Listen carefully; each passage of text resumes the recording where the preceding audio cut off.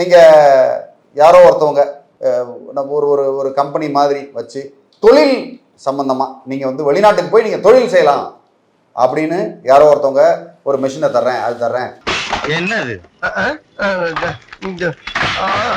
மூட்டை பச்சை கொள்ளும் நவீன மிஷின். அந்த இடத்துல வெளிநாட்டுக்கு போனீங்கன்னா உங்களுக்கு மிஷின் இருக்கும், நீங்கள் ஏதாவது வேலை செய்யலாம் அப்படின்னாங்கன்னா அவங்க பேரில் கன்சூமர் ஆக்டில் கூட பண்ண முடியும். கன்சூமர் ஆக்டில் கூட நம்ம அதை செய்ய முடியும். ஸோ இது ஃபைனலாக எஃப்ஐஆர் காப்பி வாங்கிக்கணும்.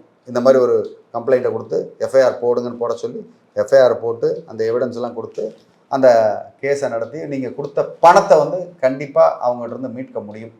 அந்த மீட்கிறதுக்கு உண்டான எல்லா எவிடன்ஸையும் நீங்கள் வந்து அவர் யார் என்ன எதுன்னு யாருமே தெரியாமல் அவரை போய் நீங்கள் மீட்க முடியுமா? முடியாது. அதனால் யாருக்கிட்டையாவது பணம் கொடுக்கறதுக்கு முன்னாடி நீங்கள் நல்லா யோசனை பண்ணி இவங்க இன்னார், அவங்களோட ஐடென்டிட்டி, அவங்க லைசன்ஸு, அவங்க இந்த கம்பெனி அதை ரெஜிஸ்டர் பண்ணியிருக்கா இல்லையா அப்படின்னு தரவை வெரிஃபை பண்ணி அவசரப்படாமல் ரொம்ப பெருசாக ஆசைப்படாமல் கரெக்டாக நாம்ஸ் படி போனீங்கன்னா நீங்கள் உங்களுக்கு வெற்றி தான் நிச்சயம்.